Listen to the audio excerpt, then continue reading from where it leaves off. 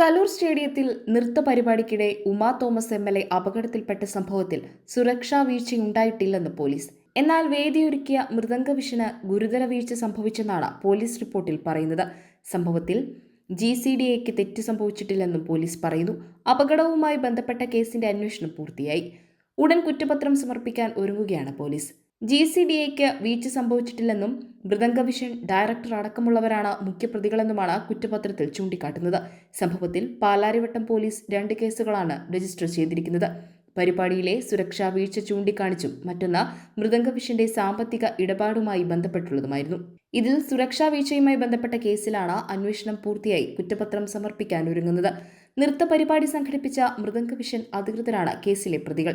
മതിയായ സുരക്ഷയില്ലാതെ സ്റ്റേജ് നിർമ്മിച്ചതിനാണ് കേസെടുത്തത്. ഇതുമായി ബന്ധപ്പെട്ട് പാലിക്കേണ്ട ഒരു ചട്ടവും മൃദംഗവിഷൻ പാലിച്ചിരുന്നില്ലെന്നാണ് പോലീസ് കണ്ടെത്തൽ. നേരത്തെ അപകടത്തിന് പിന്നാലെ GCDAയ്ക്കും പോലീസിനുമെതിരെ കോൺഗ്രസ് ഉൾപ്പെടെ രംഗത്തെത്തിയിരുന്നു.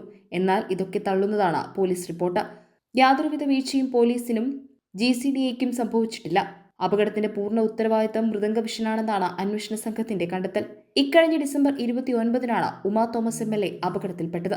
45 ദിവസമാണ് അപകടത്തിൽ പരിക്കേറ്റ ഉമാ തോമസ് ആശുപത്രിയിൽ കഴിഞ്ഞത്. കേസിൽ 250ഓളം പേരുടെ മൊഴി രേഖപ്പെടുത്തിയിട്ടുണ്ട്. കേസിൽ മൃദംഗവിഷന്റെ ഡയറക്ടർ അടക്കമുള്ള 4 പേരുടെ അറസ്റ്റും പോലീസ് രേഖപ്പെടുത്തിയിരുന്നു. മൃദംഗവിഷന്റെ സാമ്പത്തിക ഇടപാടുമായി ബന്ധപ്പെട്ടുള്ള കേസിന്റെ അന്വേഷണവും പുരോഗമിക്കുകയാണ്. നടി ദിവ്യ ഉണ്ണി അടക്കമുള്ളവരുടെ മൊഴി കൂടി ഇനി എടുക്കേണ്ടതുണ്ടെന്നാണ് വിവരം. 12,000 നർത്തകരെ അണിനിരത്തി ഗിന്നസ് വേൾഡ് റെക്കോർഡ് നടത്തിയ പരിപാടിക്കിടെയാണ് ഉമാ തോമസ് എം.എൽ.എക്ക് അപകടം പറ്റിയത്. പരിപാടിക്ക് വേണ്ടി മാത്രം VIP ഗാലറിയിൽ അധികമായി ഉണ്ടാക്കിയ താൽക്കാലിക സ്റ്റേജിൽ വെച്ചാണ് ഉമാ തോമസ് എം.എൽ.എക്ക് അപകടം പറ്റിയത്.